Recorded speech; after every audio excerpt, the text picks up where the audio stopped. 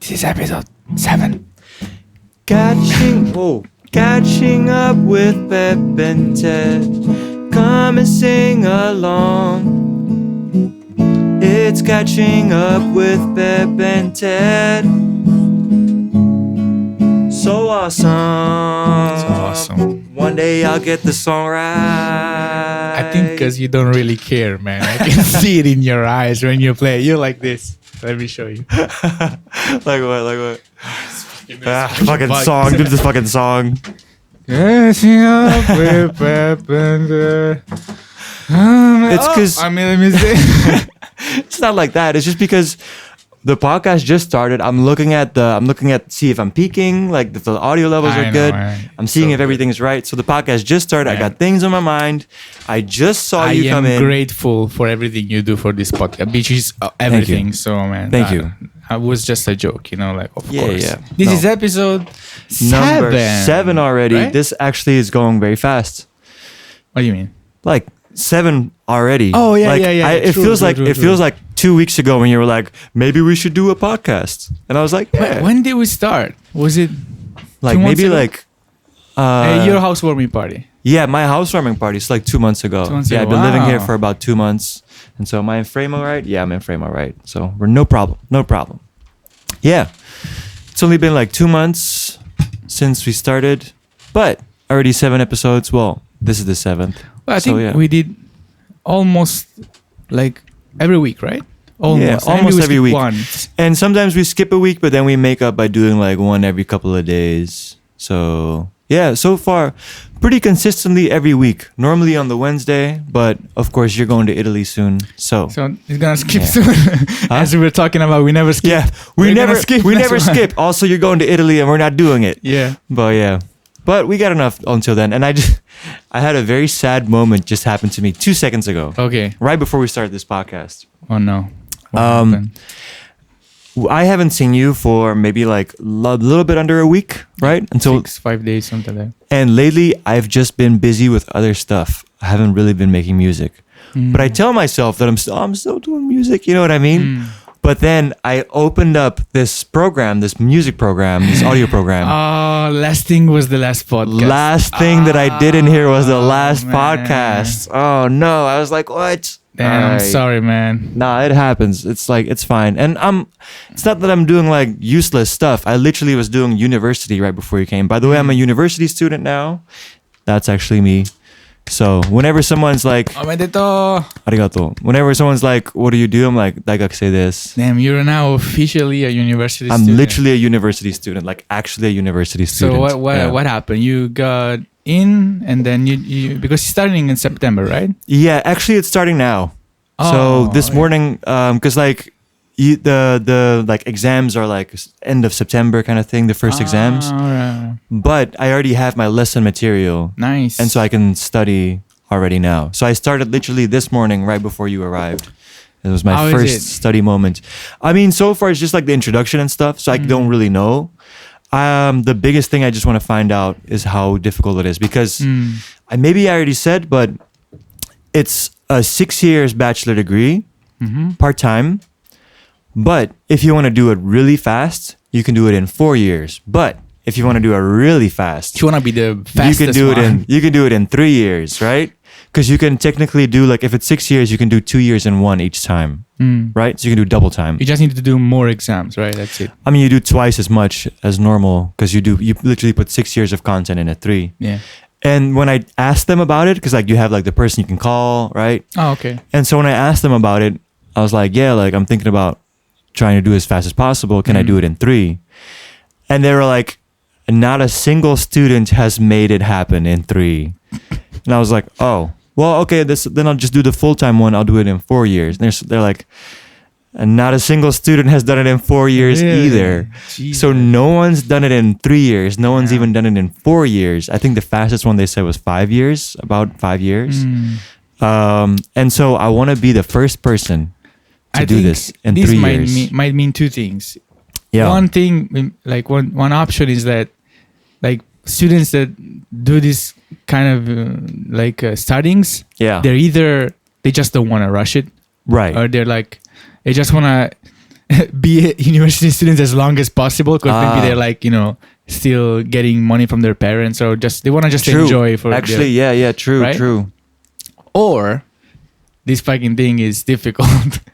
So that's what I was scared of. The second option is what I'm scared of, right? Yeah. So I think what they said, what like the student coach, student advisor said, she was like, yeah, it's just because it's at home and you make your schedule all by yourself. And so for the most people, it's very hard to make that kind of discipline. I see. Right? It's a matter of discipline. That's what she said, at least. And I think that means I'll be relatively okay. But also, most of the people that are doing this are, first of all, they're kids, right? They're like, what, like 19, 20-year-old. And second of all, they don't have to also live in Tokyo and pay rent. Yeah. And all this shit, right? No, what do you say? No, like... They live at home and, right? And so they have a lot incentives less to just rush it, like, right. So I don't know. I'm like, I gotta get this. I think money, you might be the right? first perfect case of a guy that actually might do it, needs to do it. I might be the most motivated student they've had so far. Yeah. Right. And so I feel like also it would just look good on my resume. Like, I could be like, it's like a flex, right? It's like a job interview flex. I'm like, yeah, I'm actually the only one that did it in 3 years. Yeah, I'm the first person that did it. And this education has existed since 1982. So yeah, I'm the first guy. You know what I mean? So I know, man. It feels good to be the first guy to do something. It would be nice, but also I'm already sucking my own dick for it right now. You have to, and I haven't even started yet. You have and I have to go 3 years of hard labor, right? You have to do it for me, man. Like, because so we together we can be. I'm the first foreigner. Oh, you're the first foreign mangaka, and I could be the first guy. I'm the first fucking guy to finish one of the toughest university subject in only 3 years in the history of the university. Yep. You have to do it, man. I gotta do it. I gotta do it. Stay up to the standards of this room, man. You have to do it. I'm trying to. I'm trying to motivate you. Yeah. Pressure. I'm gonna do my best. I like studying. I'm one of those weird people that likes taking a book and making a book report about it. Right. You know what? As soon as you said I just became a university student, I kind of got some excitement from that. I kind of some emotions came back to me. Ooh, from your when time. I was at university. Oh, okay. It's kind of it's exciting because you're actually learning new stuff, and then you have to, you get all this stuff. You get some people to tell you what to read, what to do, what tests to do, and it's kind of a game in a way. It really is, and I think personally, I've mentioned this before on the podcast, but my biggest problem that I have with studying or learning a new skill is operationalizing with anything really. And operationalizing is just operationalizing means you take one big task and you divide it into smaller chunks that you can understand and have instant feedback on. Yeah. You know what I mean? Yeah.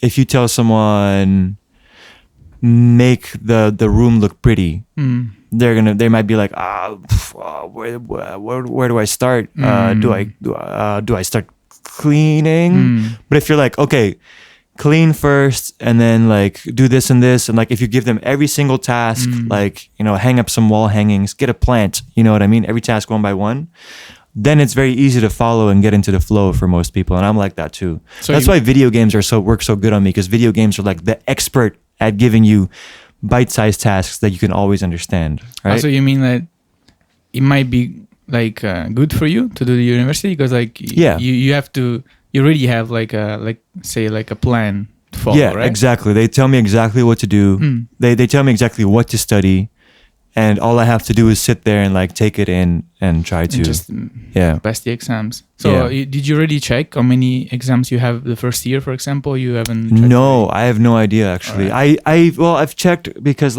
so I'm doing 2 years in one, and that means that I'm doing in a year I would do a 10 subjects. Okay. And all subjects together. It's supposed to be every one of those subjects every 10 subjects has about 140 hours of study time. So it's 10 times 140. I'm not sure. No, wait. I think the math is off on that. I'm not sure. But I'm not completely sure. But all I know is that they say it's a lot. For example, first exams are in September, right? Yeah, I think end of September. September. And regularly, you don't know how many exams you would have? Because I want to know what's different. You say you should do 4 exams just to be a regular, just finish 1 year. But if you want to do 2 in 1, maybe you have to do like 8 or something like that. Yeah, I have to double the exams. Just double. Yeah, double. Yeah. Oh damn, man, that might be. It might be rough. Hard. Might be. I have no idea. Like because I haven't properly started yet. Literally started this morning.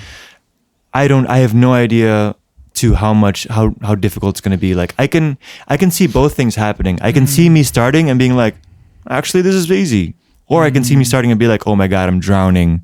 This is killing me. I'm burnt out. I need to go lay on the couch and replay Cyberpunk or something. You know what I mean? So I don't know. I'm trying to think, like looking back at my university times, because like we used to have maybe like 4 or 5 exams. I mean, you can do more if you can, but of course, like if you do like 4 or 5 every day, I think it's like every 3 months, something like that. It was like every 3 months you get a bunch of exams. If you do like 3, 4, and then you can easily get all the credits that you need for the first year. Oh, okay. So I'm thinking like, what if I did more? Like would I been able to do it more? And the answer is probably yes, because like honestly, like what you do in university, you don't study that much anymore. Like you try to take it slower. You try to, I don't know. I didn't want to, of course, like rush it and anything like that. I feel like most people, when they naturally go to university, like, at 19 or something, they just want to experience life, kind of, right? They're like in this new place. You were in Venice for your university. For the first time,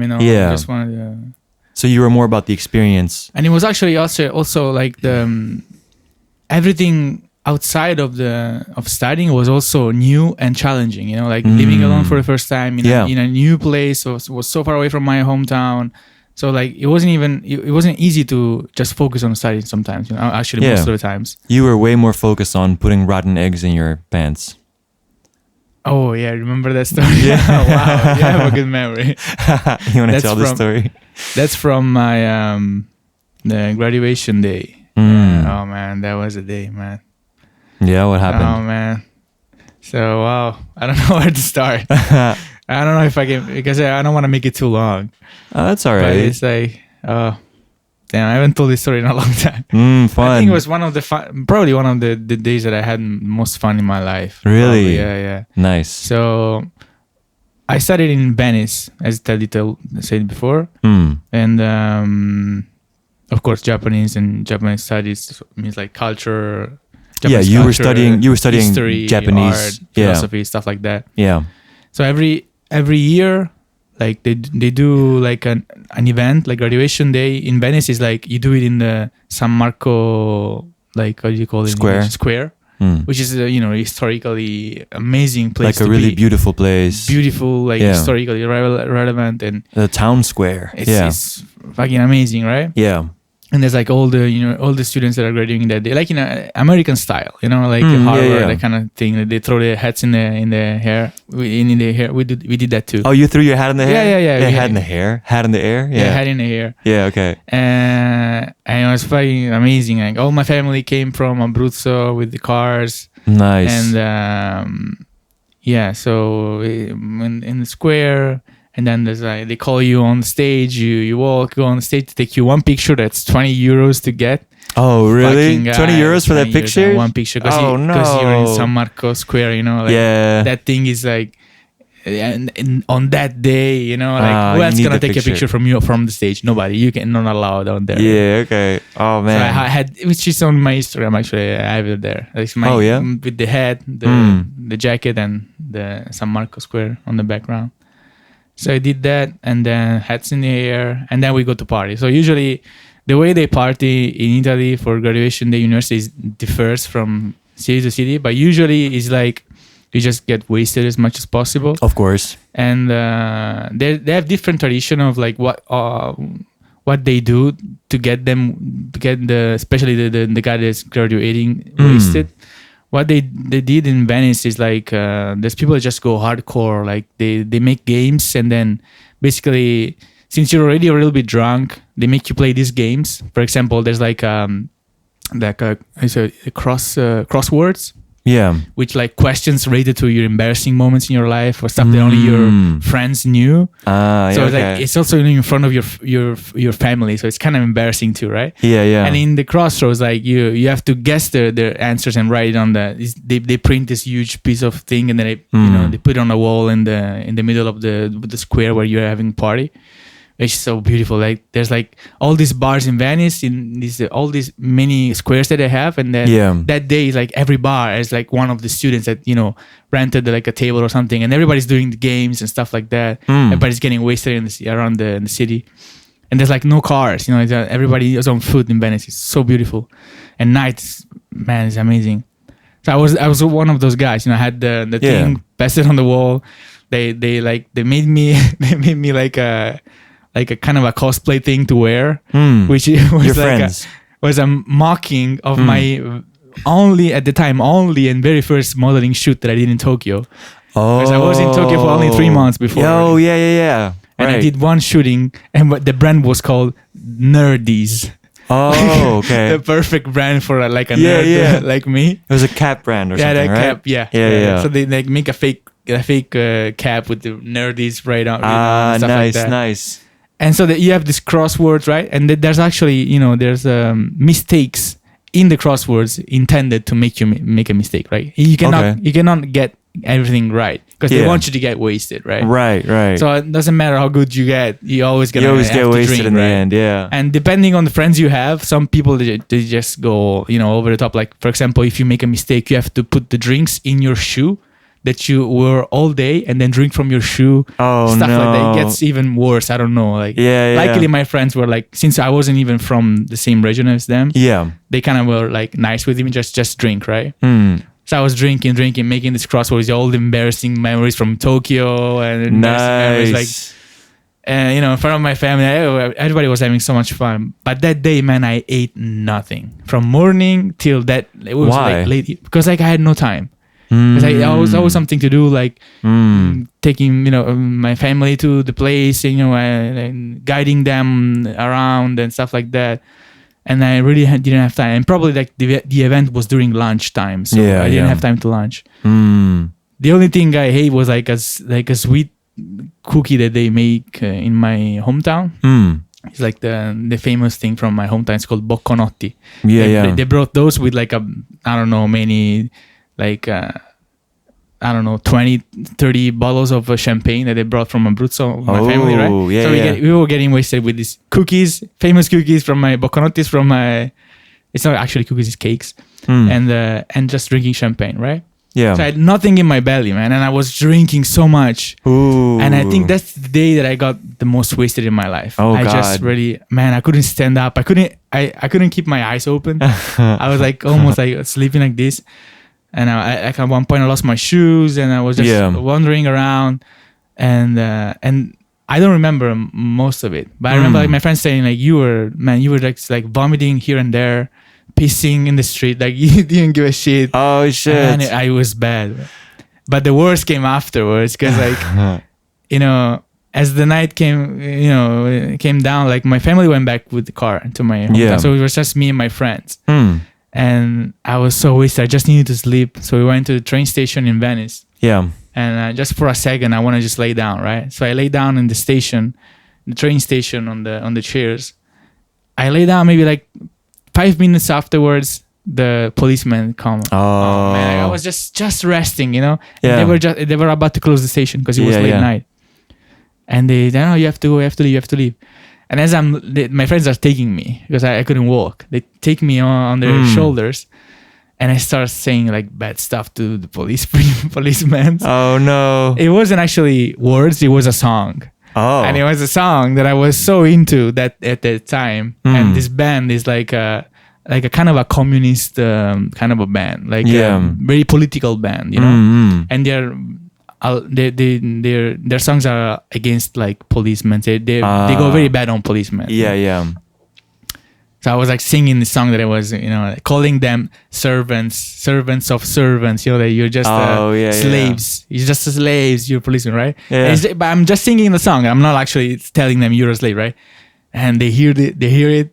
they come right back at me. What did you say? What did you say? We're gonna throw you in the fucking water, Venice water. And my friends like, thank God. Throw you in the They water? wanted to throw me in the fucking water, man. They were serious. The police wanted to throw you in the water? Yeah, because like they don't give a shit, man. Like some of them, they just fucking hate especially all the drunk students that were there. That they were just fed up with them. Luckily, my friends, Leah actually. I know Leah. My friends from Italy. She talked to them. Was like, yeah, he's just drunk. Just leave him alone. Because and they was like, she was putting her hand on my mouth. Like, stop fucking singing that song. And I didn't give a shit. I didn't remember anything. I couldn't even keep my eyes open. Nice. I could only hear. I remember everything. I remember the voices. I remember the voices of the policemen and Leah talking with them. And so basically, that's it. I go to, I think, Leah's place. I sleep on the couch with a few of my friends too. And then next morning, I had to take the train back to Abruzzo, right? I wake up. I felt super nice. I didn't have any hangover at all. Wow. I was so happy. I was so fun. I have so many good memories. And we just rushed to the train station because it was maybe 10 minutes to the train. We rushed there. We get on the train just on time. And I'm there sitting in the train, me and a couple of my friends in front of me. And I'm sitting there and I go like, what's this smell? There's something that smells so bad.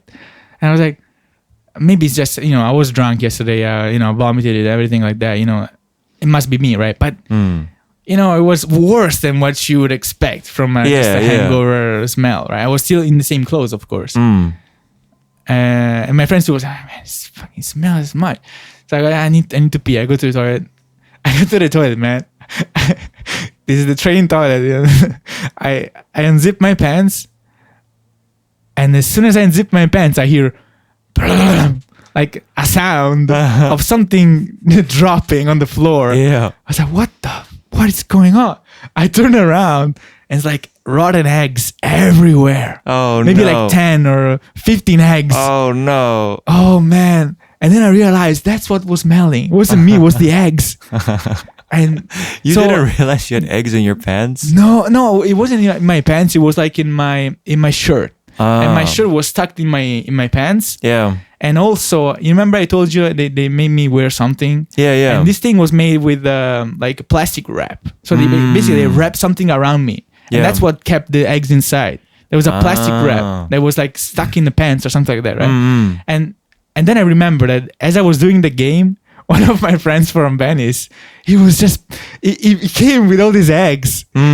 Because I told you that they can get fucking hardcore. Yeah, they make right? you do stuff that you don't want to do. And since he's from there, they know all the worst thing they can do, right? So he came on purpose with all these rotten eggs, right? Yeah, and I'm doing this game, and I'm drunk. And he's laughing his ass off like a devil and just putting eggs inside me, just splashing them on my chest. Yeah. And just going down on me. Right? And I don't understand. I don't remember, right? Yeah.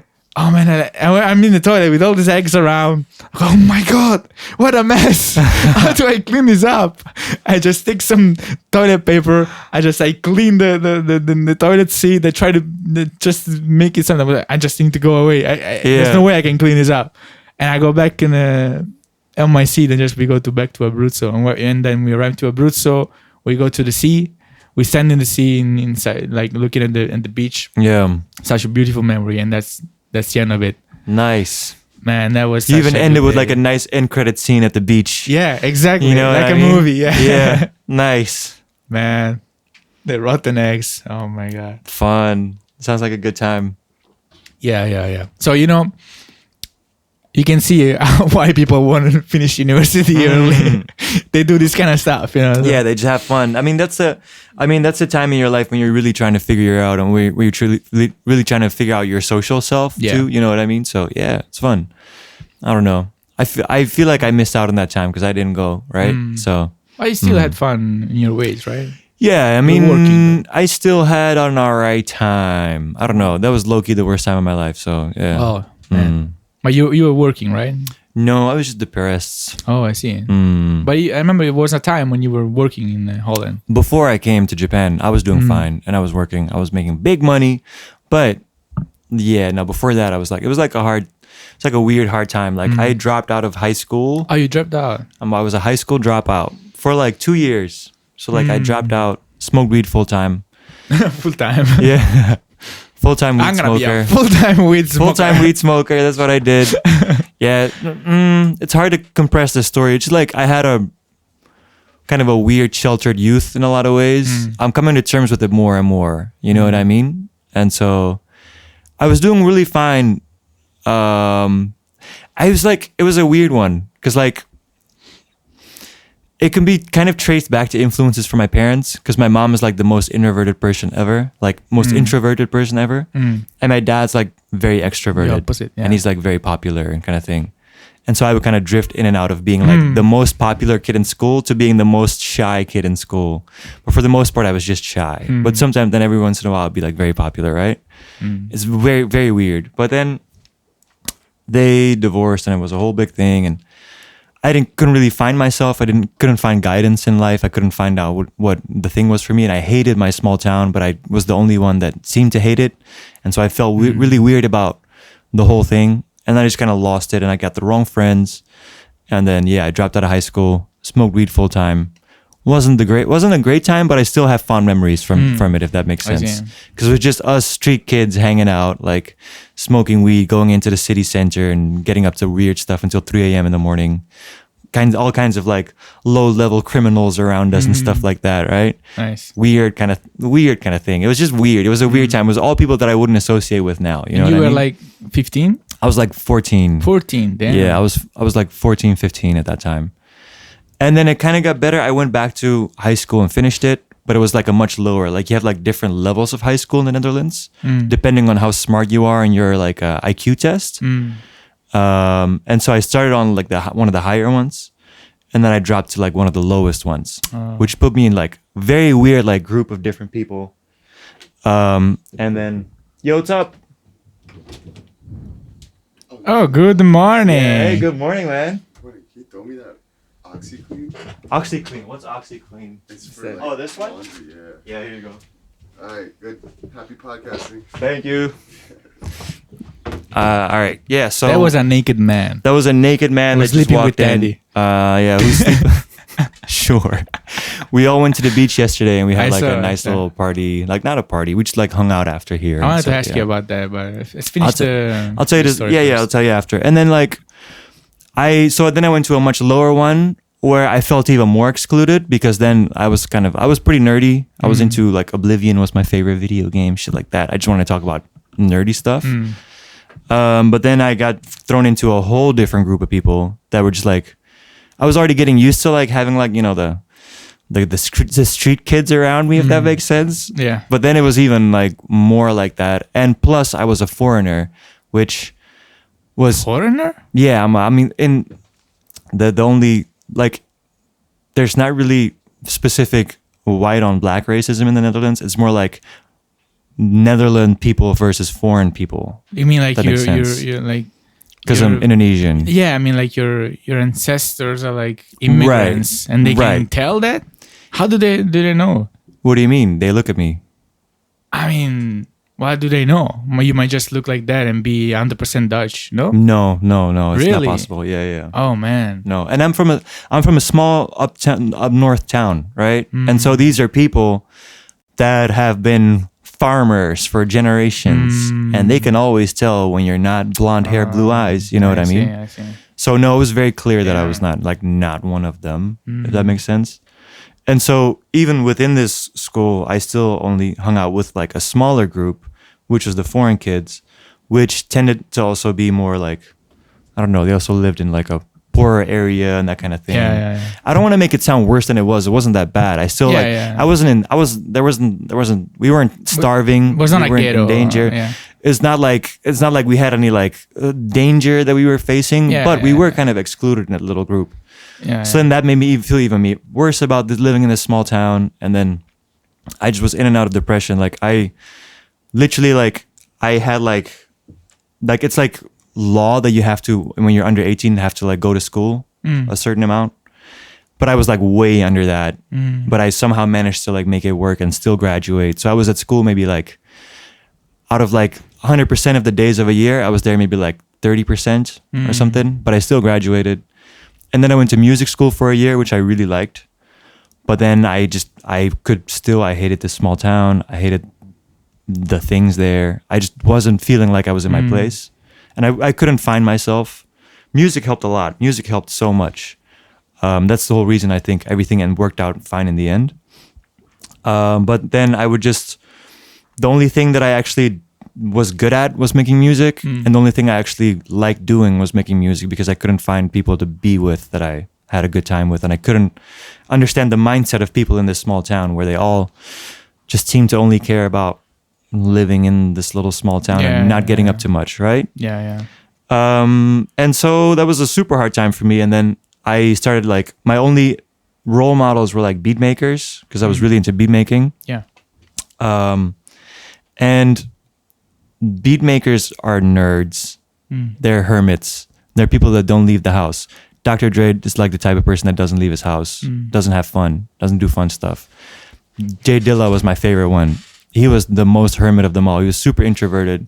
He would just only be in the studio all day. And all my number one examples were doing the hermit thing, staying indoors, not socializing with friends. And so I figured okay, so if I want to be the best beat maker, that's what I got to do. I got to stay in the house. And so then after my first year of school, first year of music school, which also I only attended for 40% or something. I was there maybe 2 days a week, even though it was 5 days a week. Then as soon as I had finished the first year, I had summer break, which was 2 months. And I remember specifically that I didn't leave my house for about, I think I left my house twice that entire 2 months. I had friends, but my friends came over to my place. Yeah. So they came to me and brought weed and beer, and then we would drink and smoke, and then they would leave again, right? Yeah.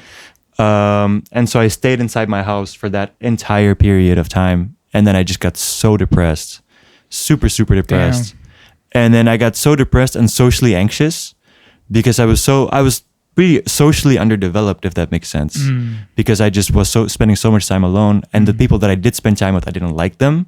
So it cost me so much energy to even be around them and even talk to them, because I just didn't like them. Yeah. You know what I mean? Yeah. And so I was super depressed, super socially anxious, didn't even really know how to be in a room with all kinds of strangers that I didn't know.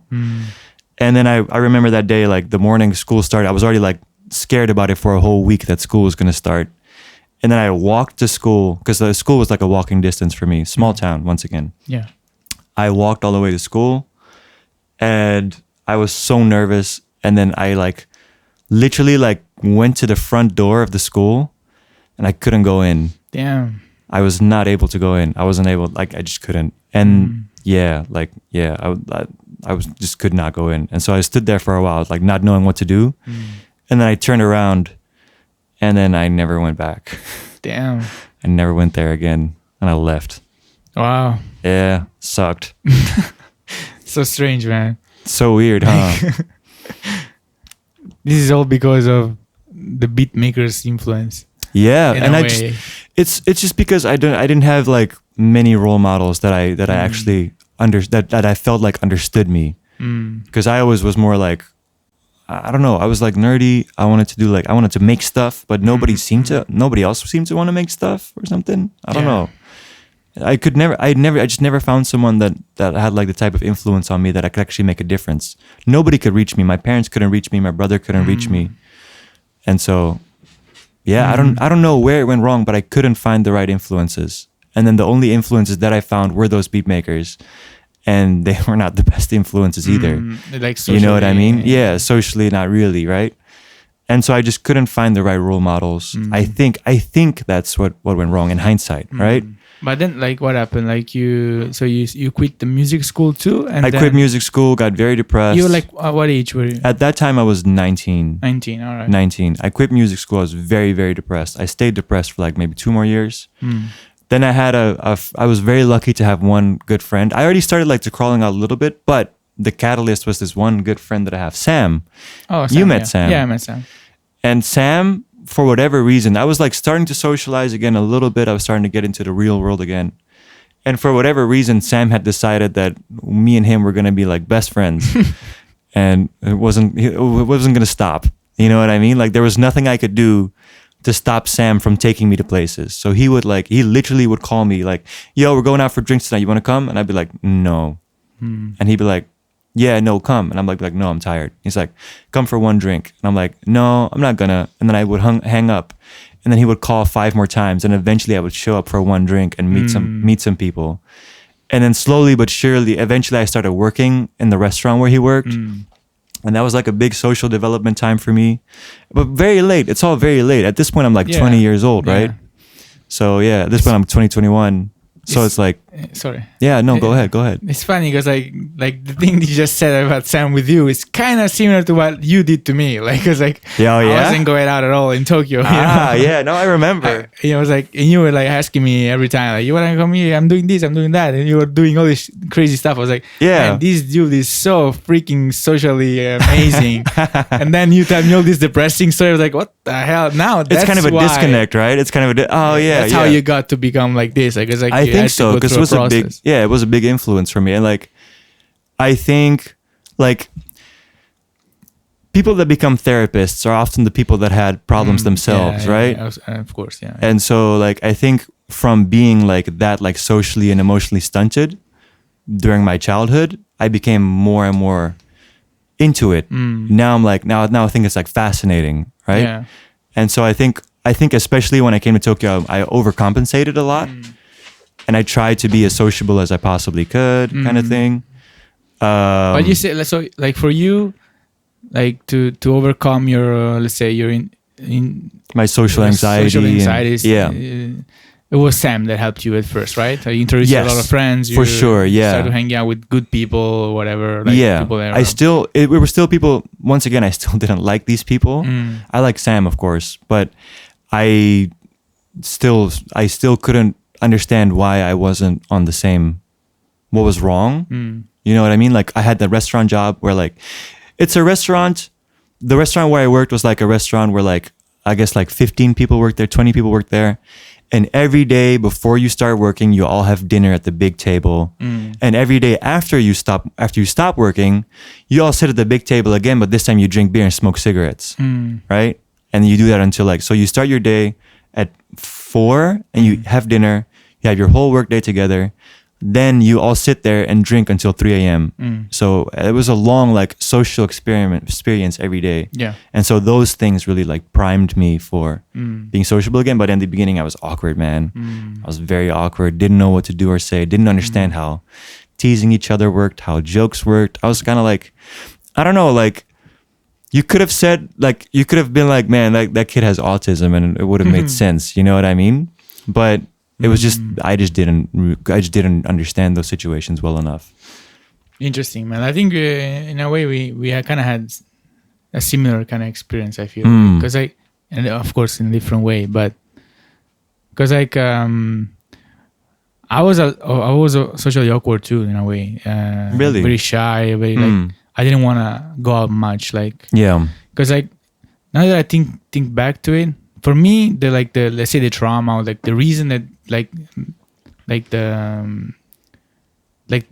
motivate me not to go out on weekends in my city was like that, like the switch from middle school to high school. Basically I lost all my friends when I switched school, and like I had the friends that I had until middle school were my friends since like when I was like a little kid, even before elementary school sometimes. Right.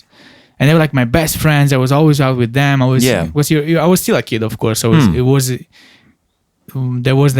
that much thought into it yet. And then just when thoughts start to come in, you start to realize you become self-conscious. Which is like around when you finish middle school, I guess, like when you're like 13, 14. That's when like all the friends that I was supposed to go to the same school with, they just went to all different things. They were different school, different places. Oh, okay, yeah. So I ended up in this high school with basically no friends at all. Of the friends that I had before, right? Yeah, they were all gone. And all these friends were from my little small town, right? So if I could still have met them, right? As I was meeting them when I was a kid, just by going out in the small city. It's just one. There's one what do you call it, plaza, whatever. Like I always forget the English there. Hiroba. Like I'm not the, sure. The square. Town square? The town square. Oh, yeah. It's yeah. one town square, small town square. Yeah. Everybody goes there. That's it. Oh, okay. If you want to go out, you just go there. You meet everybody, right? Oh, funny. I just didn't want to meet them, because like Yeah. I was kind of angry with them that they just, there was no communication between us. Like there was no social media. There was no, we didn't have phones and anything like that. Yeah. So like it just all of a sudden for me it just ended. Like people that were there, all of a sudden were not there anymore, right? And I didn't want to meet them anymore. So I started become introvert like around that time. Like I started, because before as a kid I was like so extravagant. I was always going out, like climbing stuff, and like always meeting a lot of friends, playing with everybody, Yeah. And then as self-conscious hit me, and then this thing happened, and when I lost all my friends, I was like, fuck everybody, I don't need anybody, I'm just gonna be by myself, right? Yeah, yeah. And that's around the time when I high school, new classroom, new friends, like, but it took time to get close with these new friends that are still my friends right now, which is I'm grateful for them. But thanks to this, actually, in a way, becoming this kind of an introvert person, kind of led me to those kind of interested, like that one day, will get me to draw manga and stuff like that. Yeah. It's something that I can do in my room, right? So I wasn't never leaving my room. I was always every weekend. I was never going out. Same. I also got like mad at some of my some people, like sometimes like if one friends that I had, like say in high school, I remember like this guy, we were kind of friends at the beginning in high school. Then he changed classroom, so we didn't meet them much anymore. So he made a girlfriend from my hometown. Okay. So he used to come to hang out in my hometown. Yeah. I mean, we were talking about really like my high school was maybe like 10 minutes drive from my hometown, but it still seemed like totally different places to me. Like you hang out here, you hang out there, totally different people, totally different mentality. Everything is different. Really? It's weird as fuck when you think about it. So very small distances can have very big like cultural differences. Yeah, the people can hate each other from like very, two very different close towns. cities. Yeah, different dialects, different accents. Oh yeah, okay. Yeah, it was the same actually. Same? Yeah. I guess Europe kind of similar. So this guy, I remember one time he came to my classroom. Because he changed classroom. He came to my classroom during like break, and he came to me. It was like kind of as a joke, but also like being like kind of a screaming, kind of being mean, being like, I every weekend I'm at your hometown. You never go out. Why don't you go out? Why don't you go out? Like screaming at me like this. Like, it was trying to be funny, of course. It wasn't trying to like really scream at me, of course. It wasn't really mad at me. But still made me think like, what the fuck do you want from me? Like, I go out when I want to go out. I don't have to go out because you come. First of all, you never text me anything, so like, he wanted me to meet me, like where everybody meets, in this small town. I just if you go out, you just meet everybody. I just didn't go out anymore. I never went out, like never, like to this day, I never went out in my hometown. Really? Not even one fucking time, one weekend. Really? One of those bars, and I don't really care about those people. I didn't know that. Yeah. So you've never actually gone out in your hometown, like in my hometown, never. But I always go out in the city where I had high school. The 10 minutes drive car. Yeah. Which I have all my friends right. They are from there. They're not from my hometown. They're the city right next to it. I remember I was so mad at him, and like this type of people, the people that they judge you because of the way you because you're not like them, because you don't go out or stuff like that, right? Yeah. Even like whatever. Even sometimes my parents, right? They go like, "Why don't you go out? Why don't you go?" What the fuck? What question is that? Like, there's 1,000 reasons why I don't go out, Yeah. And then, when you start to go out, they go like, oh, why did you come back at 3 a.m. in the morning?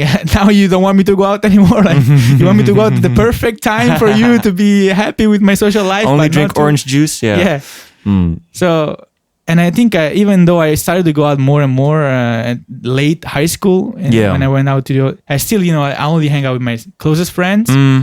And I, whenever there's like a lot of people, I would never look at anybody in the eyes or stuff like that. I never talk to anybody that I don't know.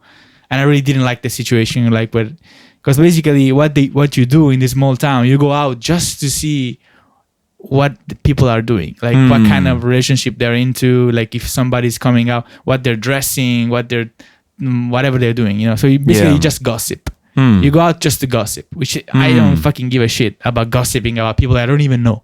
Yeah. Like going, oh, that girl, she's from that classroom and she was with that guy and now she's here with this guy and she didn't say hi to that guy. Stuff like this, It's just fucking bullshit to me, Yeah. So I still, even when I started to going out, I just didn't enjoy it at all. Because like, what is this, Yeah. And then like university too, I think I got a little bit more like independent because I was alone and nobody knew me. So when nobody knows you, you can kind of a little bit change yourself. You often talk about going out as if it's like a burden. What do you mean? I'll go out. Oftentimes when you talk about going out, even still now, sometimes you always talk about it like it's some kind of burden that you have to deal with. Yeah, man. Right? I know, it's strange, right?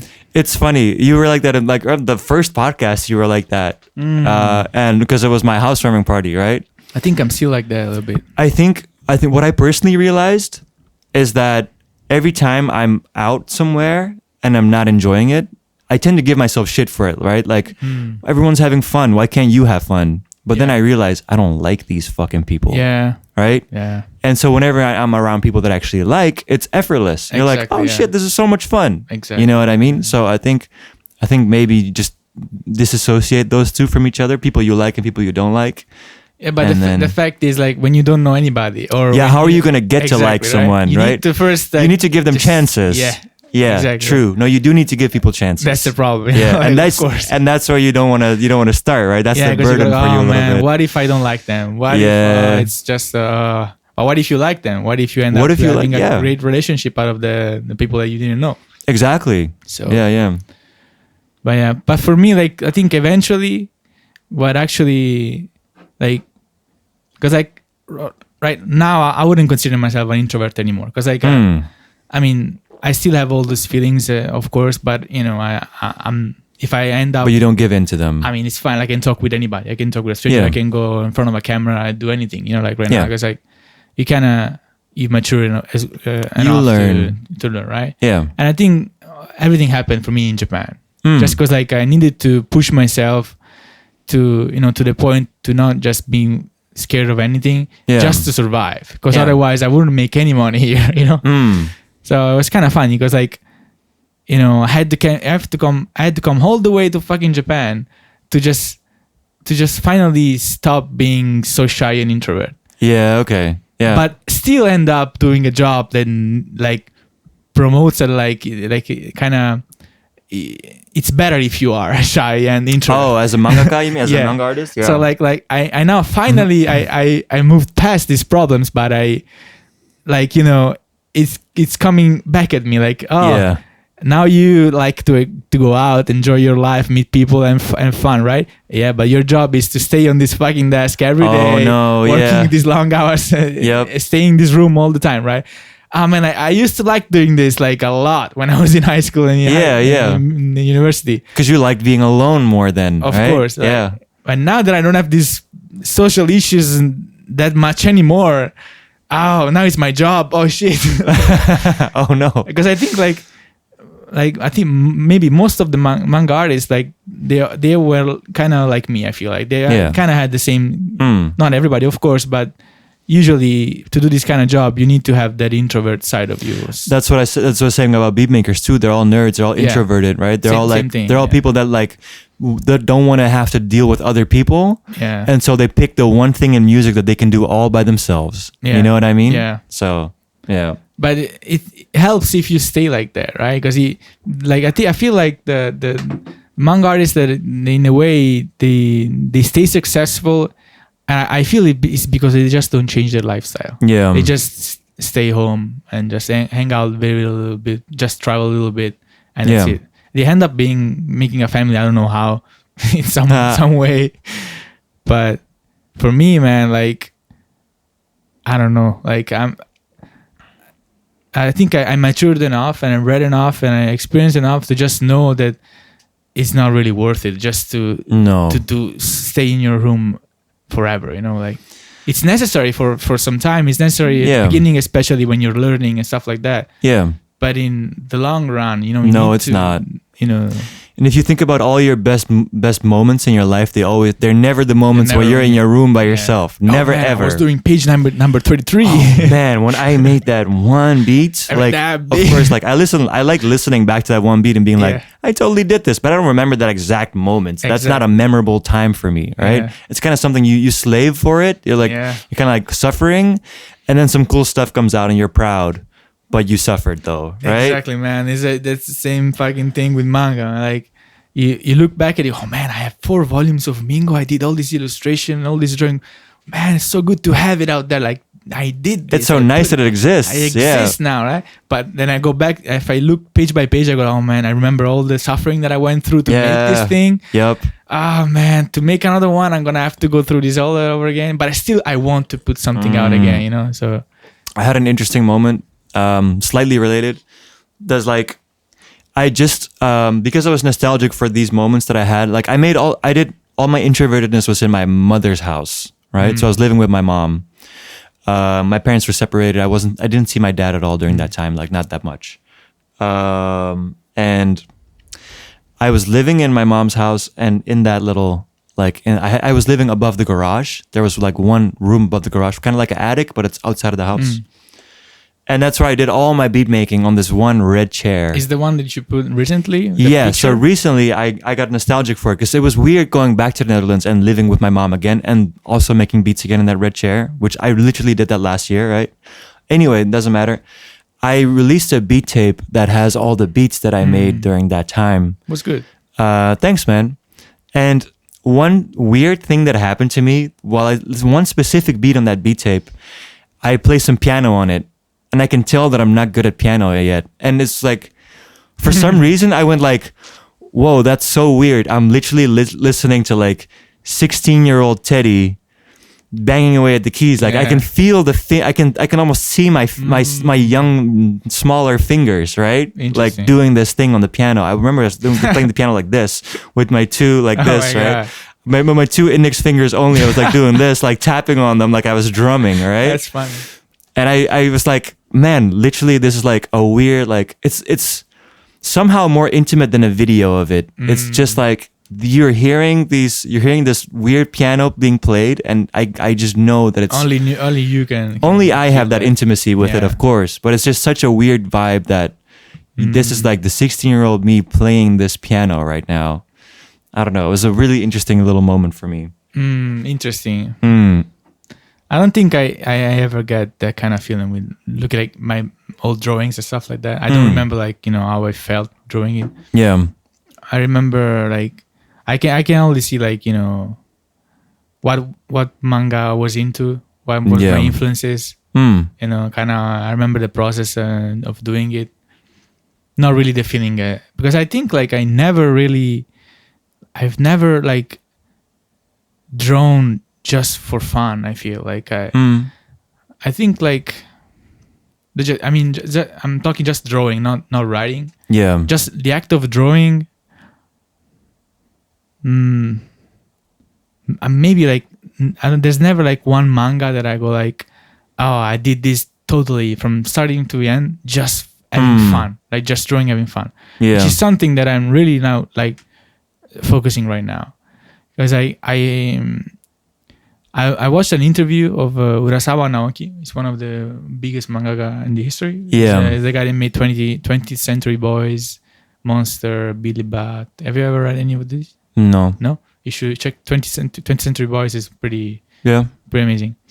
Anyway, his manga is huge. One of the most successful, one of the most influential ones.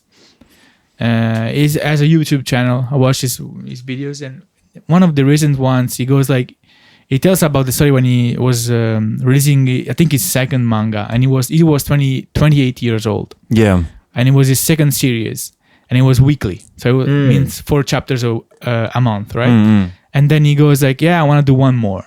So he starts making another manga, and that he does it like twice a month. So it means like 6 chapters a month.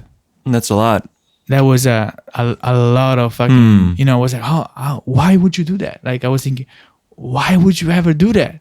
Why would you do so much work? Then he says like, yeah, it was hell. It was hell like that time. But I just remember that I just enjoyed it. I enjoyed drawing this stuff. Yeah. And he goes like, if you find the way to just have fun as you're drawing too, because like I always have fun when I write, when I create the stuff. That's, of course, without that I would never do this job. Yeah. I always enjoy thinking about how to make a story and then to write it and then to make the storyboard and everything. Yeah. The only thing I feel like I never really completely enjoy or never really focused on too much or enjoying is just the act of drawing. I only enjoy drawing, I think maybe only when I make illustrations, when I color. When I color, I feel like I always enjoy it because it's always fun. But just making manga, especially with Mingo, like after a few chapters, it just became work. And that was that. I think that was make it worse for me. Do you think when you look at it that you can see by your style that you don't really love the drawing parts? Oh man, like of course. Yeah? Yeah, like Mingo was made, in 2 days. Every chapter is made in 2 days. And that's mean 18 pages in 2 days, 9 pages a day. Wow. That's like, I did a great job, I think, if I think about the little time that I had. So wait, for Mingo, you would do 9 chapters in a day drawing? No, 9 pages. 9 pages, I mean. Sorry, 9 pages in a day. Just drawing. You would draw 9 pages in a day. Yeah. That's a lot. That's a lot, man. Like, that's why, like, I just need to find just enough good quality to just put it out. But of course, it's not the best thing I can draw. Like, I'm so much better at drawing, of course. Yeah.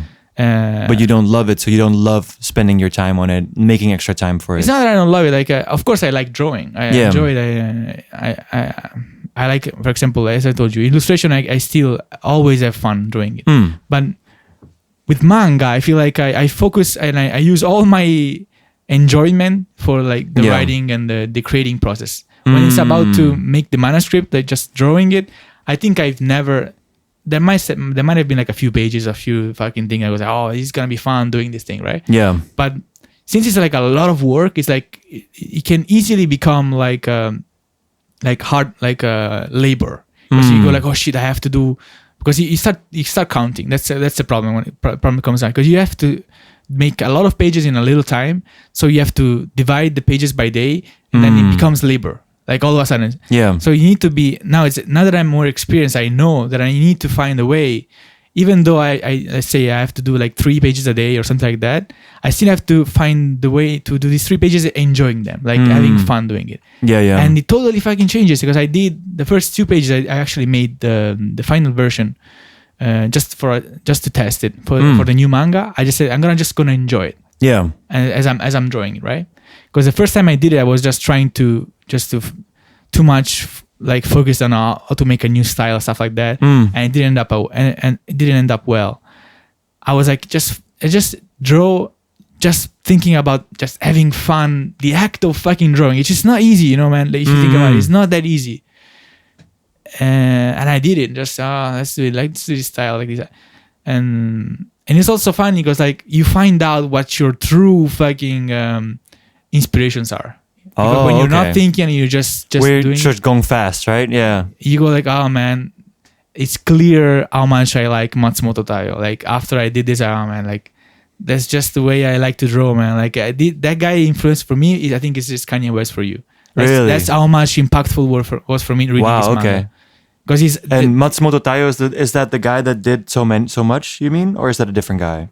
Who's Matsumoto Taiyo? No, that's another guy. Oh, which manga did he make? He made like a lot of manga. What's the most famous? It's called Ping Pong. It's about Ping Pong. Yeah, okay. You read it? No. I think I gave you the first volume. Yeah, you gave me the first volume, and then I never read it. But yeah. Anyway, Ping Pong for me was like, I think that manga actually, I was like, oh, you can do this then. It was different, totally different from anything else. And it was like, I think he doesn't even sketches. He just goes straight ink sometimes. Oh, okay, yeah.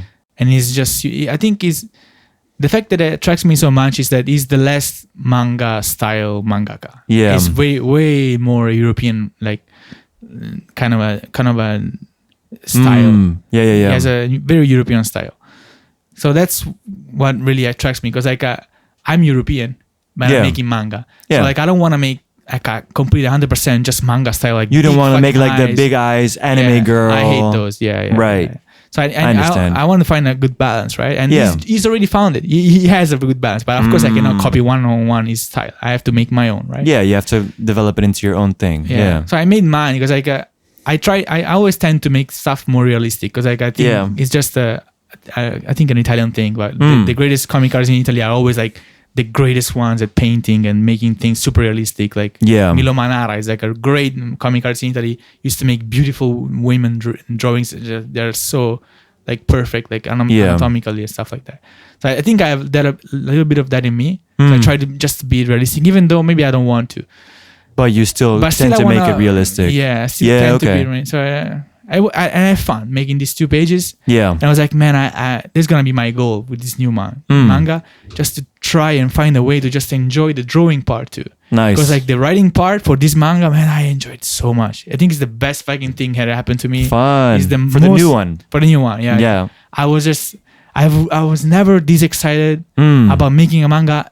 It never happened to me. Like, nice. It was the first time I was like, I wake up in the morning. I was like, oh man, I can't wait to sit on the. I told you already. To make more story for this manga, yeah. Yeah, to make it because like the story is already there. Yeah. And I'm like I'm adapting into the manga form and I'm making them move. I'm reliving the thing through him, but I'm making the characters move and creating all the scenery and stuff like that. It was so strange, you know. Nice. It was so much fun. It was like playing in a way. Yeah, yeah. Playing with toys and stuff like that. And then the drawing part? And now the drawing part, I'm trying to, enjoy it. To like, because like drawing part when I'm storyboarding, I don't think too much about it. And so I just enjoy it because I'm not too focused on about, I have to make this end super well, stuff like that, right? I'm just sketching, And when it's sketching, I'm already enjoying it as much. It's the pre-production part. The post-production part, that's where I need to focus more. Just to enjoy. Speaking of drawing, I have I have a newfound obsession. Yeah. It's my first weeby obsession. It is collecting animation cells. Oh. Those are so cool. Just because they're cool? They're so cool. They're cool as fuck. So like, for those that don't know, an animation cell is like, okay, you probably explain it better than me, but like, it's a hand-drawn frame from an anime that they used in the anime, right? That they take a picture of and then layer, right? Yeah. And so I didn't realize that was a thing that people collected. I didn't realize those would ever they sell it be released, right? And so my buddy took me to a place in Nakano Broadway, of course, the nerdy place. And he was like showing me all these things, and I was like, whoa, what are these? And he's like, yeah, they're animation cells. I'm like, what do you mean? They're like, yeah, they're like used in real animes. You didn't know? No, I didn't know that was a thing. You never been to Ghibli Museum? I went to the Ghibli Museum. They have like his desk where he was making. Yeah, but just the cells, like the cells they actually used in the production. You never saw I didn't those. know. No, and now I am officially obsessed with getting at least one from Perfect Blue, my favorite anime movie. I really want to get one. I think you can find it. I already looked around. It's like Ichiman for like a cheap one. Ichiman, geez. But then it's more like $10,000 for like a good one. And I'm like, oh, damn. So I'm probably gonna get like just one cheap one and just leave it at that. Yeah, probably the best. I know, but it's so cool though. I think they're so fucking cool. You didn't get any in Nakano that day? I got one. One. I have it. It's not that cool though. I didn't get the one I wanted actually. The one that I wanted. In your room? Yeah. You want me to get it? I want to see it. I want to get it. Sorry, man. I want to get it. It's a pretty basic. Should we stop? No? No, it's alright. It's alright. Well, it's finally just me and you guys. So, I want to tell you this story. This is a story I can never tell in front of Teddy. So basically, the first time I saw Teddy, he was like looking in my eyes and I was saying, man, I really... Oh, she's back. I was about to say like a big secret of mine, but it's fine. Oh, nice. This is the one I got. Very anime-y. I'll show it to the... If you're on YouTube, you can see it there. It's just an animation cell of a girl and a guy, and it seems like something has kind of happened. Oh, this is the colored one. Yeah. No, they're all colored usually. Some of them are sketched. So like the one I actually wanted to get was from the hentai bin. There was like a bin that they had for hentai as well, which was so expensive sometimes. But then I saw one of like I don't like the explicit hentai stuff. It's just kind of no. But I like the ones where like a very innocent kiss kind of thing, or like some like nice scene is happening. And so I wanted to get one where like this girl and this guy were kissing. But I ended up getting this one because this one was cheaper. And so. What is this from? I don't know. You don't know? That's the reason why they're cheap, because these are like smaller known mangas. Honestly, I have no idea how these are made. Like I've never seen the colored one. I only seen the hand drawn, like pencil. Oh yeah. I mean, this is hand painted. That's all I know, and it's painted on a transparent thing. Is it? Yeah, it's hand painted, and it's drawn on a transparent thing so they can put it on the background, right? Yeah. Like the background is separate from the front. And so I don't know, man. I just think they're so cool. Yeah, they're cool. And Yeah. you can get them for, once again, my favorite anime movie is Perfect Blue, and you can get them with the background, so you can get the entire frame that it was. And that's so why cool. it's expensive. It's so cool. Yeah. I don't know. I have this one picture on my Instagram that was my profile picture for a little bit of like this, the girl from it, where she's like has a bunch of blood on her face. I wonder how much that one would cost. I honestly think that one would cost like maybe like $40,000 or something. I don't think I'm gonna get that. But I'll take any frame I'll take any frame that the main character is in. That's all I ask, is that I have one frame of the main character. I still have to watch that movie. Oh, really? I downloaded it. I was about to watch it, and then I click on it, ready to watch it, and then they start playing, and it's in English. I was like, oh no. delete, Okay. delete Yeah. file. Too bad. I think I have it. I can give it to you on USB. All right. But wait, where was I? Yeah, I just want one frame of the main character, and because it's so cool, they really used it. That's the one that they used in the movie. I don't know, something about this is way too cool to me. You know what I mean? Yeah. It's like, I don't know, it's like movie props. You know what I mean? Like, what if you get like the real lightsaber that Obi-Wan Kenobi was holding? Of course. And you know what I mean? Course, it's cool as fuck. And they have a bunch of them because like they need. They need a bunch of them for one for every frame, right? And so I think I have one, but it's like one of those that you get in the Konbini. You know, they have the like kind of a lottery thing in Konbini. Sometimes you buy a ticket for like 700 yen. Yeah. And you can win from A to F. You can win a prize. Yeah. Usually it's like anime connected stuff. So you can win like an action figure and then different stuff, right? Yeah. Once because they had like actually I think I remember if I bought it at the Konbini or maybe I just found it in the hard off or something like that. They had the One Piece like animation cells. Oh yeah. But it wasn't colored like that. It was like only like sketched, and it was sketched in like two colors because I think they're always sketched in like before and after. Yeah, exactly, right? Yeah. They're always sketched in like green and red, I think, or something. Yeah, but I don't know if I think that's just a copy. You know, it's just a printed version of a. I think it's the real thing. Think so? Because in the store where I bought this, they sold One Piece animation cells too, and they sold Dragon Ball Z animation cells too, which is like and they sold Ghibli. They had Ghibli animation cells. They had Kiki's Delivery Service. Yeah. They had real animation cells from Kiki's Delivery Service. Yeah. But it was like $10,000 for one. So yeah, I guess they get pretty expensive. I mean, yeah, it's Kiki's Delivery Service, right? So they're pricey. But yeah, so I just want one Perfect Blue one. I hope it's a nice one, but I'll settle for a shitty one. That's your new thing, right? I'm gonna get that. Yeah. What's But I'm gonna thing? wait.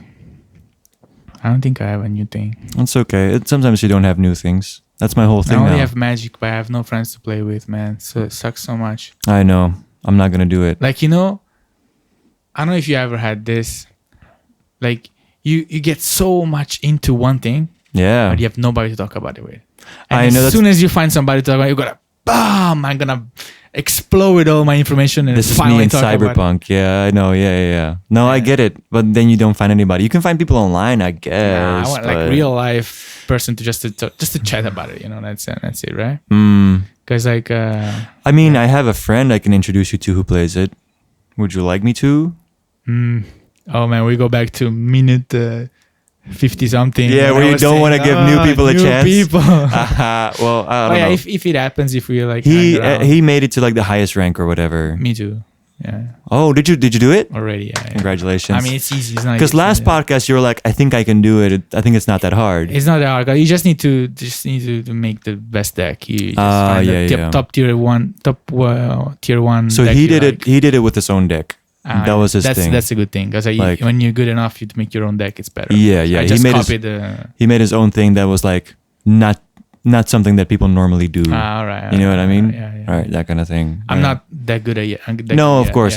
Yeah. But I still enjoy it. I feel like I could give you his Discord and you can just ask him for advice sometimes. He would like that, I think. So if you want, I can introduce you guys. And then you have someone to maybe talk to about it. It's one of my closest friends, actually. Really? We cannot say his name on the podcast. Yeah, his name's Eden. Eden, yeah. He's like I hate him. one of my best friends from the Netherlands that I spent the most time with. Oh, really? Yeah. Like but he's when I was back. in Netherlands. He's Dutch. Yeah, he's in Netherlands. I see. He's not in Tokyo. No, but you would talk to him on Discord. Too bad, man. I don't have Discord. What's Make Discord? a Discord. Oh, I know what's Discord. actually, you know what Discord is? Oh, okay. I don't have it though. Make one. Because you gotta join my Discord too. Join our Discord, sort of. It's like a chat, right? Like big. So it's like a group chat, but it has multiple. Like subjects. Like you can make your own like groups, like own little rooms, so to speak. All right. So like on my Discord, we have one for just talking about music. We have one general one where we can say whatever. Then we have one like semi-serious life talk where we like talk about life stuff. Like someone was like, "Oh, I bought this cool artwork," and like this morning, someone was like, "Man, America's really starting to suck." They're American. Yeah, they suck. But also we talk about anime a lot and stuff like that. And it's like actually it's the most fun time ever. It's like my favorite social media at this point because really they're all people that started by watching my vlogs and stuff. But now I kind of all become friends really because like we're all in there and it's like I really value their opinions on stuff and it's like so much fun actually. So yeah, shout out Faden, shout out David. Yeah. David, Faden, Mazen, but I knew Mazen from real life. Yeah. But it's actually so much fun because it's really like it's the best community building thing you can do because you actually have the community right there and you're talking about stuff. Like my beat tape came out and they all reacted to it. They were like, "Oh, this one's my favorite," kind of thing, right? And so one time it was so much fun. A couple of times actually. One time we did this like online game together. Called Gardic Phone, where you have to draw stuff, and it was just the best time ever. We were laughing so hard. Sam joined too. Sam's very active in my Discord. Nice. Yeah. So now peer pressure. You got to join my Discord. I know you hate people. I don't hate people. I mean, I have a love and hate. It's actually a word. Do you know that? What? In Italian is amodio. Amodio. And I think it's they have it. Oh man, my phone. I always need my phone when it's. All right, use my Google. It's fine. Oh man, I wish I knew this word in Japanese. I always forget it. It's like love and hate. Yeah. But it's in one word.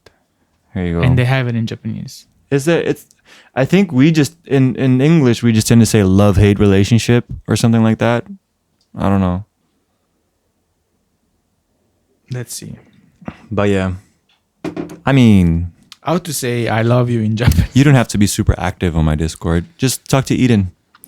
Just be like, "Yo, Eden, if I want to make a red deck, and I want a red deck, if I want to make a red deck and I want to like make it like a face deck where I just attack people's face the entire time." You don't have a G-Show on your phone? A what? A dictionary. No. Japanese dictionary. A Japanese dictionary. Oh, you want the Japanese word? Yeah, it's a Japanese word. Yeah. I cannot find it. No, I have this. Just remember the word, but it doesn't really matter. There's an app that I never use. There we go.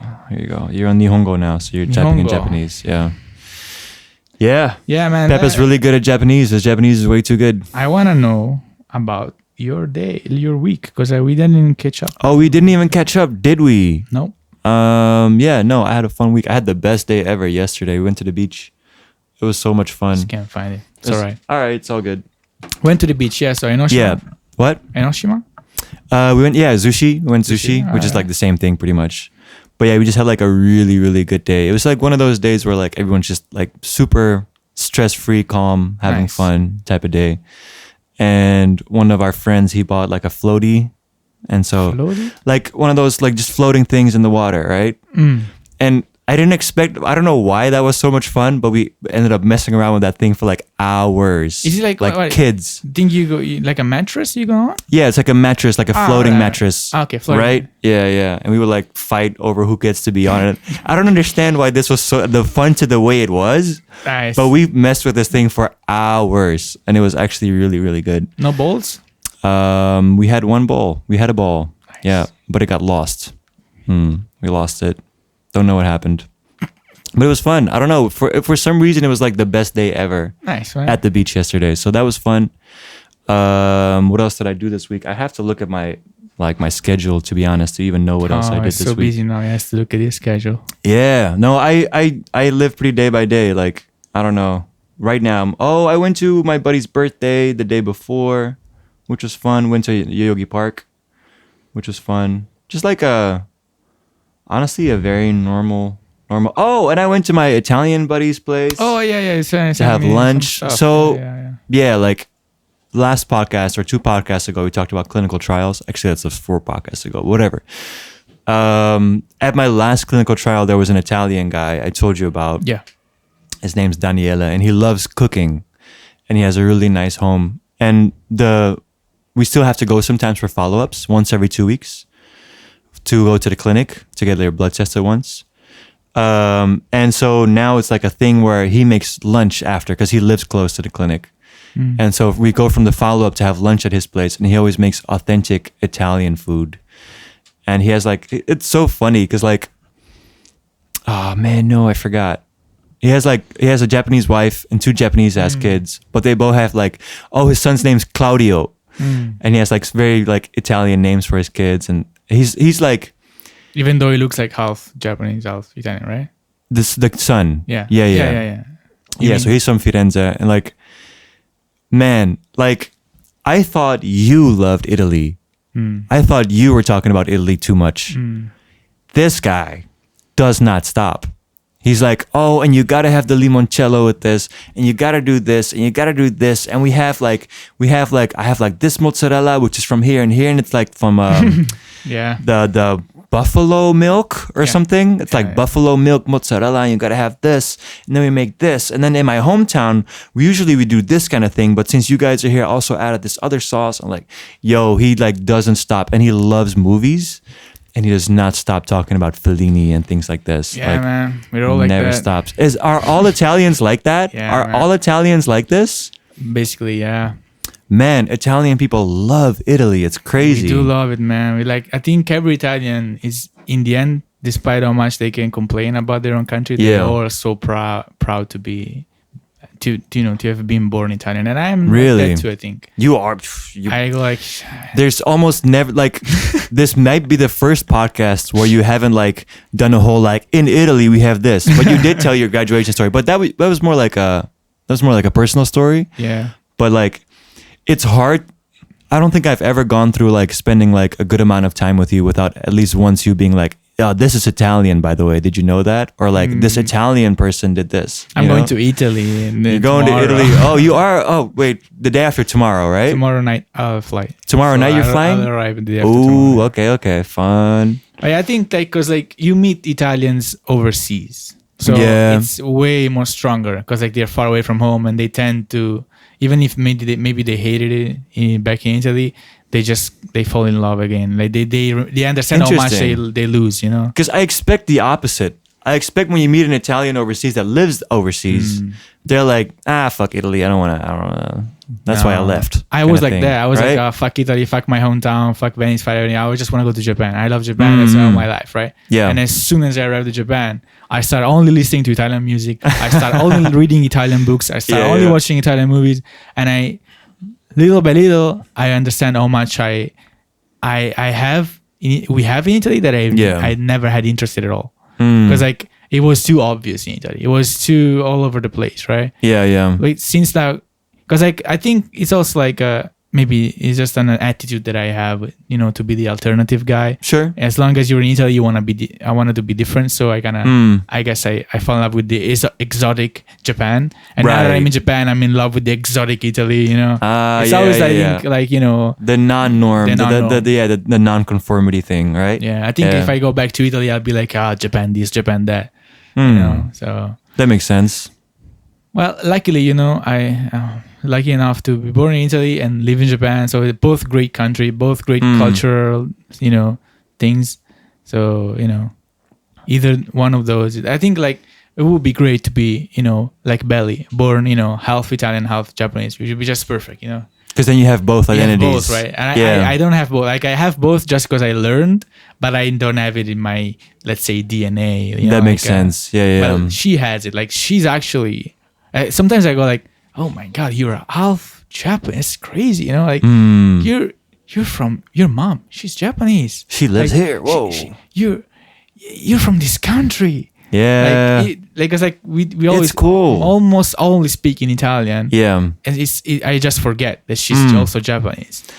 Also, your Japanese is better than hers, right? No, not at all. She's better. I mean, really? Yeah. Oh, I thought your Japanese was better. No, she speaks better. She'll be angry if you see that. Oh no. Okay, well. Yeah, she's really like proud of her Japanese proficiencies because like she did it all by herself. She had no she help did at all. Right, because like that's what I was saying. Like she didn't have she didn't learn it from like as a kid, right? No, she didn't. Unfortunately, yeah. So yeah. Like we both learn. Like she, just like me, she just went to go to school and learn, right? Yeah. But she's a good student. Like she is the opposite of you, I feel. Because like you couldn't really focus on studying, right? Oh, when I was young, I mean, when I was young. Right. When she was young, all she did was studying. Like she was super like opposite. methodic, right? Yeah. And I wasn't like that either. Like I just couldn't. The way I was studying, my method was just like learn as much as I can the day before, so that I don't forget it for the test, and then just the minimum to pass the test. That's good enough for me because I know that this information that I'm learning, this fucking physics information, is not gonna be that important for me in the future. For me, it was like I couldn't fathom a future for myself in that small town for me, and so going to school and whatever, anything that contributed to my future didn't feel like it had a real point because I actually literally didn't feel like I had a future, right? So I think as a footnote, I think that's why I was bad at studying then. Yeah. Now I love studying. Maybe. That's why, like I'm hoping that you can actually, not say take revenge on yourself or something like that, but you can actually, now that you, like first of all, it's your choice. Yeah. So it's your choice. Then you don't have all those social issues anymore because you're a grown-ass, mature guy now. Like you've been through your process. I've been through it. Now you have 1,000 friends. Like a regular old person now. And so like there's no excuses, man. Like, no, there isn't. You're gonna have to do it in 3 years. Yep. So 3 years, lots of pressure. I have to say I'm scared because I too. know with you, like there's always like surprises. Like it's always like that. It's always like, yo, like what? I got this and this and this. I'm gonna do this, and then 3 months later, yo, this happened, and now I'm gonna do this. Yeah, true. It's just funny in a way, but still, man, it doesn't help. Exactly. I wish like for once I'd be like, yo, bro, I was gonna do this, and now I did it. I did this, right? Yeah. And I think it only consistency. Only happened with YouTube. And I think music-wise, you always like, you said you're going to do this and you did it, right? Yeah. But all the crazy projects that you always had, something always happened, I feel. I always have some crazy idea like, now I'm going to do this, right? Yeah. And then it never ends up. And then something crazier happened or something like that. Yeah, right? True. So I feel like, I mean, this is not really that crazy of an idea. It's more like a serious choice you made. So I feel like you probably would be fine, right? I think so. I mean, I'm very motivated to be able to feed myself. So yeah, exactly. That, like this, like it's important for your life, for my well-being, livelihood. Yeah, for sure. I just really realized that I want to have like a whole ass life and have a good, comfortable life. And yeah, that's my number one priority now. I feel like I'm gonna predict it. I'm gonna predict that you're not gonna drop out, but what's gonna happen is like, let's try to predict this because it's funny because you have a podcast, you have a recording now. Sure, yeah. So you're starting now the university, right? And then you're gonna have your first exams in September. Yeah. So it's gonna be maybe like episode 25, 30, something like that, right? Yeah. So I'd say around those time when we're gonna record that episode, you will tell me this. So everything is going well. I'm learning all the tests and stuff. But turns out I cannot do double the exams. Oh, yeah. It's too much. So I'm only going to do 2 instead of like the regular 4. And instead of the 8 that I was supposed to do if I want to. Oh, no. I feel like you're going to tell me like you're going to do Possibly. 2 or 3. Yeah, which is still good, I think. Like, I mean, worst case scenario with 6 years, right? Exactly, yeah. That's Worst the case. thing I feel like. Even if it goes bad, I mean, it doesn't go well for your plans, like you finish in 3 years. I'm gonna finish this, man, because I want to have a family at some point, and I want to be able to feed them. I don't feel like I can count on music or anything else anymore to do that, right? So, yeah. I think it's gonna be fine. It's gonna be hard, I think, though, doing it. I mean, you should try. You should try and see. I'm gonna try it. I have no idea. But I'm gonna predict, like, you're gonna tell me these exact words. They're gonna be like, "Yo, man, 8 exams in one session is just too much." So I have no idea. I'm gonna find out. I'm gonna find out. Oh, man. This has been Catching Up with Pep and Ted. It's over? Oh my god. Yeah. I mean, we did like almost 90 minutes. Holy shit. So yeah. Here's the guitar to you, man. Thank you. You already know what the end game is. We already just pick up the guitar. What if in episode 150 you'll be like, I graduated? That would be so much fun. Fucking crazy. I would really like that. All right. Catching Up with Pep and Ted. Come and sing along. It's Catching Up with Pep and Ted. So awesome. No. It's always like, it's part of the song or something. me having a panic attack over not doing the song right is always part of it. It's always like no. It's cool because it keeps it real, you know. Like it's just like this podcast. Like we're just talking about real shit, you know. One time, I'm gonna do it right one time, and we're both gonna be like, no, it's not what? good. Too perfect. How did this happen? Like what? Can we start now? Yeah. Can we? All right. Well, that was it. Thank you guys for tuning in. We'll see you guys next week. Pepe, have fun in Italy. Thanks, man. See you in 2 weeks, maybe. Yep. All right. Bye-bye. Bye.